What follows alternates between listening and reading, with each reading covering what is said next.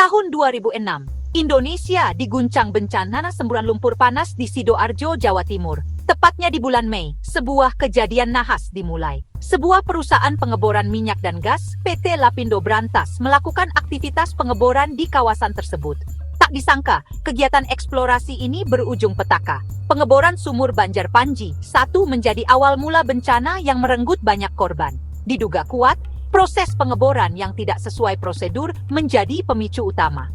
Kurangnya pengamanan dan kelalaian dalam memperhitungkan risiko geologi membuat bumi di Sidoarjo menangis. Semburan lumpur panas pertama kali muncul di dekat lokasi pengeboran, mengagetkan warga sekitar dan para pekerja. Kepanikan pun tak terhindarkan.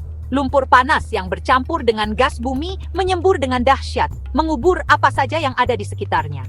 Kejadian ini menjadi awal mula mimpi buruk panjang bagi warga Sidoarjo, yang harus rela kehilangan rumah, tanah kelahiran, dan mata pencaharian mereka. Sebuah potret buram tentang bagaimana ambisi industri bisa berbalik menjadi bencana kemanusiaan dan lingkungan yang tak terperi. Lumpur panas yang terus menyembur dengan cepat menenggelamkan rumah-rumah warga. Ratusan hektar lahan pertanian dan tambak ikan berubah menjadi lautan lumpur. Infrastruktur vital seperti jalan raya, jembatan, dan jalur kereta api pun ikut terendam. Lebih dari 15 desa terdampak langsung bencana ini, dengan 6 desa diantaranya terendam total. Ribuan keluarga terpaksa mengungsi, kehilangan tempat tinggal dan mata pencaharian. Mereka hidup dalam ketidakpastian, menanti uluran tangan dan keadilan. Bencana ini tak hanya menyisakan kerusakan fisik yang masif, tetapi juga luka traumatis yang mendalam bagi para korban. Kehilangan harta benda, mata pencaharian, bahkan orang-orang tercinta menjadi pukulan berat yang sulit dilupakan. Hingga kini, duka Sidoarjo masih membekas.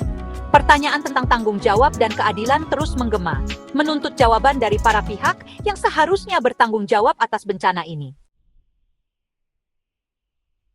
Bertahun-tahun berlalu, semburan lumpur panas di Sidoarjo masih terus terjadi. Meski intensitasnya sudah jauh berkurang, upaya untuk menghentikan semburan ini telah dilakukan, namun belum membuahkan hasil yang signifikan. Pemerintah dan berbagai pihak terkait terus berupaya untuk menangani dampak bencana. Tanggul-tanggul raksasa dibangun untuk membendung lautan lumpur, dan relokasi warga terdampak terus dilakukan.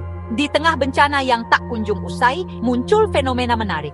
Kawasan semburan lumpur Sidoarjo kini menjadi destinasi wisata yang dikenal dengan sebutan wisata lumpur. Ribuan wisatawan datang setiap tahunnya untuk menyaksikan langsung dahsyatnya bencana ini. Fenomena ini memunculkan pertanyaan baru. Di satu sisi, wisata lumpur dapat meningkatkan perekonomian warga sekitar. Namun di sisi lain, ada kekhawatiran bahwa hal ini dapat mengaburkan esensi dari tragedi kemanusiaan yang terjadi. Pertanyaan tentang siapa yang bertanggung jawab atas bencana lumpur Lapindo tak pernah terjawab tuntas. PT Lapindo Brantas sebagai operator pengeboran tentu memiliki tanggung jawab besar. Namun, di balik Lapindo Brantas, ada grup Bakri sebagai pemilik saham mayoritas yang juga tak bisa lepas dari tanggung jawab. Pemerintah pun tak bisa lepas tangan, mengingat perannya dalam memberikan izin dan mengawasi kegiatan pengeboran. Upaya untuk menuntut keadilan dan ganti rugi bagi para korban terus dilakukan, namun jalannya masih terjal. PT Minarak Lapindo Jaya, perusahaan yang dibentuk untuk menangani kompensasi, kerap kali tersandung masalah. Mulai dari lambannya pembayaran hingga nilai ganti rugi yang dinilai tidak sesuai. Hingga kini, rasa keadilan bagi para korban bencana lumpur Lapindo masih menjadi tanda tanya besar. Janji manis dari para pihak yang bertanggung jawab seakan hanya angin lalu. Luka lama Sidoarjo masih menganga, menanti penyembuhan yang tak kunjung datang. Bencana lumpur Lapindo adalah pelajaran berharga bagi kita semua.